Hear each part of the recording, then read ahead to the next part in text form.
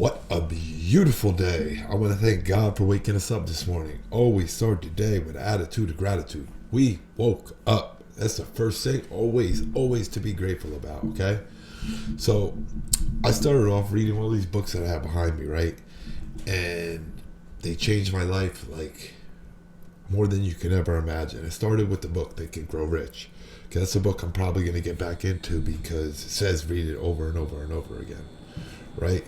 So my journey, my process is like an ongoing thing. There's no end.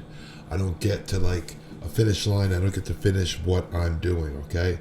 Because every day I move the goalpost a little bit further and a little bit further and a little bit further. Only thing wrong with that is that I have problems being grateful in the moment for the progress that I have and how far I've come in just these 2 years. Okay, 2 years ago I was in a bad spot. I told you my story.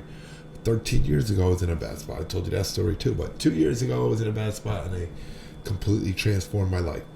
September I turned 40, started boxing and got back into the gym. Right, I woke up at 5 o'clock on my 40th birthday and I went to the gym and I haven't looked back, haven't stopped. So every single thing that I'm doing and working on is part of like personal development and becoming the best man, the best person I could possibly be for myself and for everybody around me, that they can enjoy like my hard work. I don't care about it. I want to do for the people around me, the people that care about me, right? So every day I'm striving and working hard on personal development, and I have like a hell of a story. Things I've been through, I can sit here and tell you stories and you would not believe like that the person that's sitting here talking to you right now is capable of doing any of those things, because it's not like something took over me back then. Something took over me slowly it creeps in, right? Like you don't know that when you first pick something up. Like you don't know when you're at a party with people and somebody whips out something, a line of something, and you sniff it. You don't know that, like, that's just the beginning of a really dark road you're going down. Some people, they can do it and then it's the next day they go to work and they're fine and just, never look back, maybe do it again a couple months, a couple of years later. I mean, I wouldn't consider that being a normal person, but I mean, we're all human beings. We experiment with things in life. And that's the part that like bothers me, is that, some people will do it and never do it again and then judge other people because, like, I don't know what happens.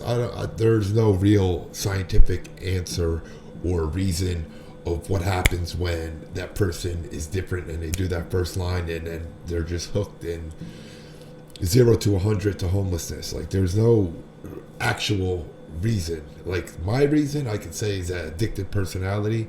I'm not sure if it's actually something you're born with, because I don't know, because I've had groups of friends that were like best friends growing up all get addicted and all get hooked on the same thing. So how can all of these people, all of them, have it genetically, right?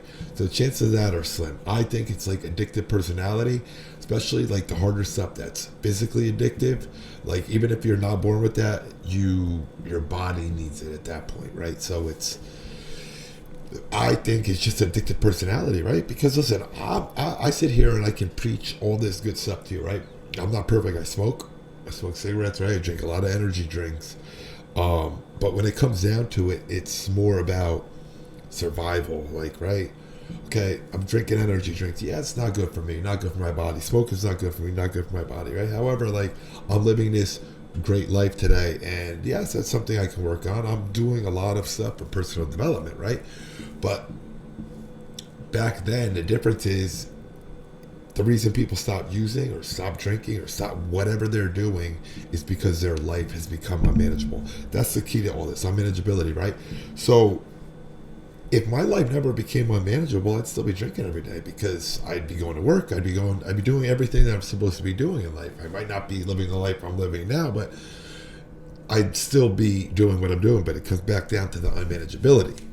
So I'm not perfect. I smoke cigarettes and I drink energy drinks, but the difference is my life is not unmanageable. I'm not doing these bad behaviors to get cigarettes, and I'm not. I'm out here surviving. I'm trying to get another day, okay? I'm surviving. I survived. It's almost 14 years. July will be 14 years, all right? So, yeah, I think I'm doing a pretty good job at surviving. And every single day working on that personal development.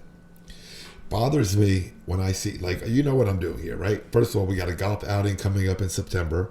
I'm trying to put together flyers and all that stuff. I have an event at LA Fitness. It's going to be table set up. It's going to be to spread awareness and get the name Justin's Hope out. What else? We've been sending emails to companies. Somebody just donated $500. Greatly appreciated. It's going to help us get one step closer to what we're trying to do here. Bothers me when I see people on like social media that have never picked up a drug in their life, and they're going to sit there and tell you everything about addiction because they sat and they read it in a book. Like, listen, okay, I can go read a book about open heart surgery. Doesn't mean I'm an expert on it, okay?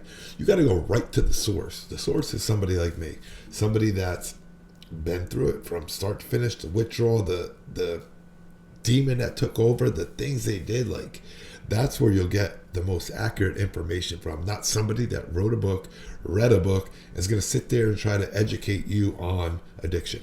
Okay, so that's what happens. You go into like a lot of these facilities which only care about money, right? It's a revolving door, money. Okay, and they sit there and they try to tell you that they know about addiction when, if they've never been through it themselves, they don't know what that person is going through. They don't have a clue what that person is going through.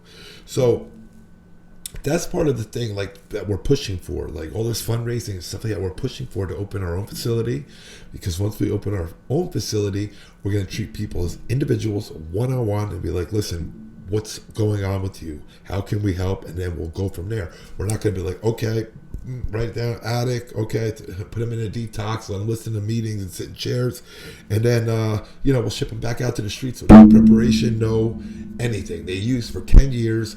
Their life is so freaking unmanageable that they haven't lived normal in 10 years, and we're going to send them right back out to the streets to the only thing they know is addiction, and they're going to go right back to that. And if they're lucky enough, they'll make it back to that rehab. There's an unlimited amount of addicts, okay? Listen, I know that I cannot help every single one of them, but listen, I don't even have the facility open yet, and I'm helping so many people in my DM, so many people supporting what I'm doing.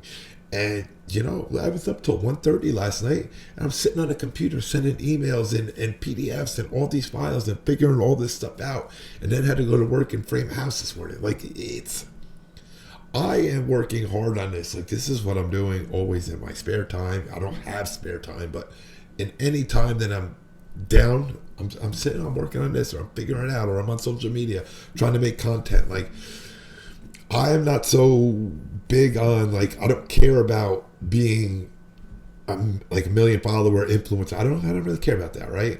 All these people do that they want to be an influencer because they care about like the money and the fame, right? Listen, I don't care about that, right? I got money. I'm not doing it for that, okay? I'm doing it because I want people to know all around the world that what is going on with our medical system and how they treat addicts. They don't treat them as human beings. They don't treat them as individuals. That's why I've been spared. I'm still here, okay? So I'm on the front lines. I am going to keep going. Listen, if I say I'm going to do something, if I want to do something, I am going to keep going until I get there, okay? I got some amazing people that stepped up, volunteered to help me, like, came out of nowhere. And it's not out of nowhere, because when you're doing the right things in life, God will put the right people in your life at the right time. So I know that where I'm going, I've seen it already, okay? Listen, I've seen it already. When I say that, not to sound crazy, right? 2.5 years ago, I moved to this spot I'm in now, right? And I would come home, like, I was here by myself, right? I'd come home, I'd just go shower, go sit on my bedroom floor, eat dinner, get in bed, and go back to work, like, right? Here I am almost 3 years later, like, it's just absolutely amazing. I got this charity going on, and I got my construction company, and I got real estate investments. I got all types of things going on, when 2.5 years ago I was sitting on my floor eating dinner. And That's rock bottom clean. I didn't know it was rock bottom. I thought I was doing great, right? And that's the thing. Sometimes people don't know they're at rock bottom until something like happens and you have to change, okay? And unfortunately, most people on the street, addicts, homeless, nobody's going to want to make a change. If everything is going great for them, right? If you're living on the street and you have means, a way to get high, get money. Listen, addicts don't take days off, right? So if you're on the street and you have a way, unfortunately, women sell their body, men steal, rob, they sell their body also. Like, if they have a way to get high every day, they're not going to stop unless something happens, okay? Get arrested. Maybe that'll be a wake-up call. Go to rehab, overdose, detox. Like, these are not things any normal person can ever even comprehend of, like, how people are really living their lives. And it's actually crazy that these are still human beings. I know the damage that I've done when I was out there running. I know, okay? And I think about it today and I'm like, I cannot believe I was once doing those things and harming people and doing all this stuff, right? So I overcompensate today in life by helping the world. I help the people I've hurt. Like, you don't understand that these are still human beings. And I know if somebody's watching this and your family's an addict and you're thinking about, like, damn, this person hurt me so much, I don't really care for them, let them go live the streets, like, I don't care. Listen, it's not that simple. You are not that person. You're not that person. You're taking over by something else. Unless you experience, you can't understand it, okay? So it's like a demon takes over my body and is going to make me find what I need to find, no matter what, no matter who I hurt. Doesn't matter. People have their mothers crying, their wives crying, their kids crying, please, daddy, please don't do it. Doesn't matter. Doesn't matter. You're like completely possessed and taken over, and you're just going to go get that no matter what you have to do and who you have to harm. And that's, I'm not saying that's okay. I'm saying that that's the way it is. And nobody's intentionally trying to hurt you or cause harm to you or cause harm to their family. At the time, you might think, like, yes, that's what they're doing. They don't give a shit. Like, they're just... No, it's not like that, okay?